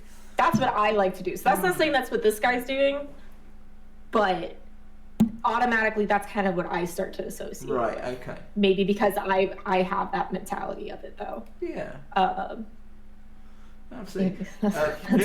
Never says because it's a domesticated animal that mankind has adopted into society. The cat. That is. The cat? I kind of get that point. Having domesticated animals rather than a wild animal. Is it a loss of a family member? That's kind of what I was getting. Oh, okay. That's what I was thinking. Okay, because I was thinking relationship when you said that. So if it was a family member, you talk about like domesticated animals, you bring them into your home, you nurture them, you raise them. It's a very close bond. There's something very close about this. Very much so. I mean, even if you weren't concerned about the type of animal that it is, because I know a lot of people can't identify skeletal systems or whatever. Something about the way that this monkey is just holding very tenderly the skeleton kind of helps convey that as well. Yeah. Very much so. Very fun. I like this. I'm glad. Chris Lieb is their name. Chris Lieb. Nice.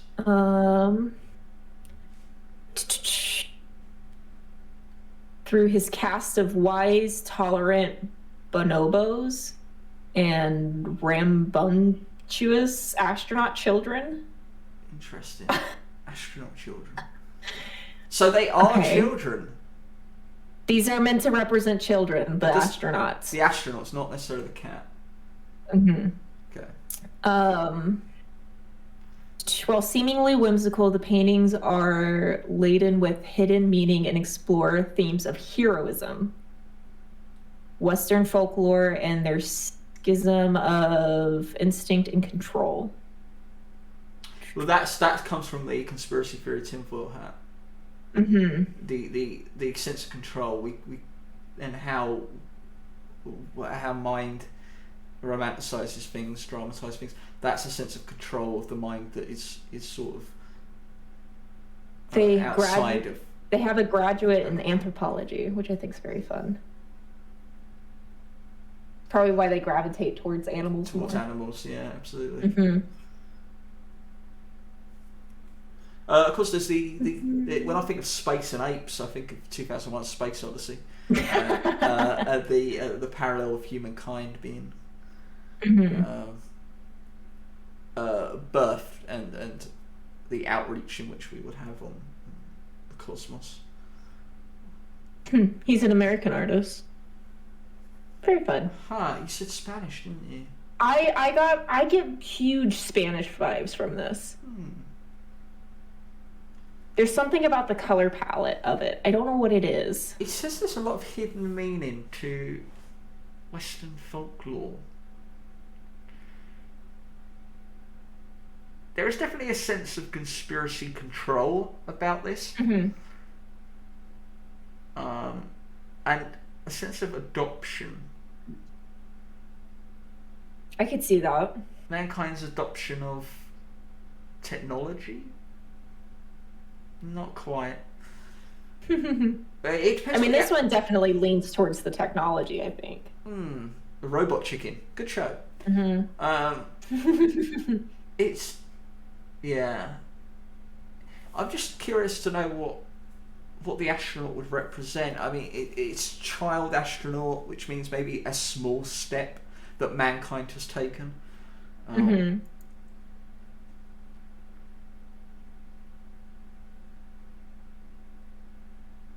Well, this one's a little harder. The growth of man compared to the growth of our outreach. Mm-hmm.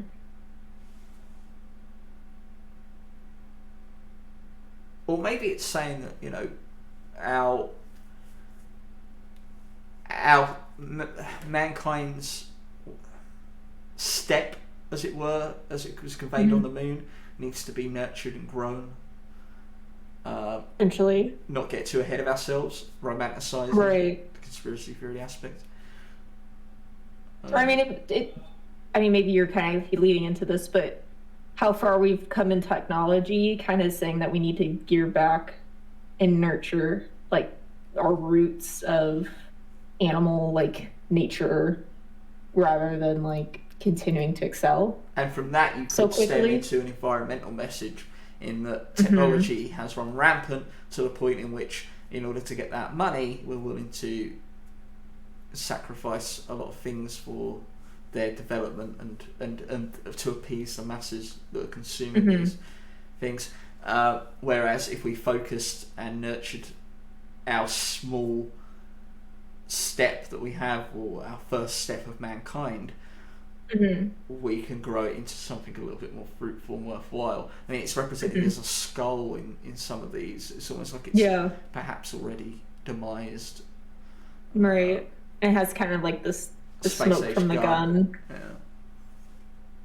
It's got a smoking gun, essentially. Shots fired. Yeah. Very fun. Do we want to keep going, or I think we are wrapping up for this this 5 episode. minutes. We have. Yeah, I think we'll do a little wrap up for the show. Should we do the wrap up? Oh, fucking hell! He fell back in my chair a bit too much. So no, we're not finishing the stream. No, this show, the Chaotic Critique, we're going to wrap this up. The multi-stream will end, but Death Violets will be playing. I am fish. She is a fish. Quick, the fish. I am fish. And I shall be here because I will be starting my new show, Down the Rabbit Soul, which will be starting straight after this, which I explore YouTube. I'm going to be looking into some of my childhood programs that I watched, which should be quite fun. Show you my world. I think I really enjoyed it. Thank you very much for that shout out for Death Violets there. I really did enjoy this quite a lot. This was fun. I loved this. I hope to be able to do this again.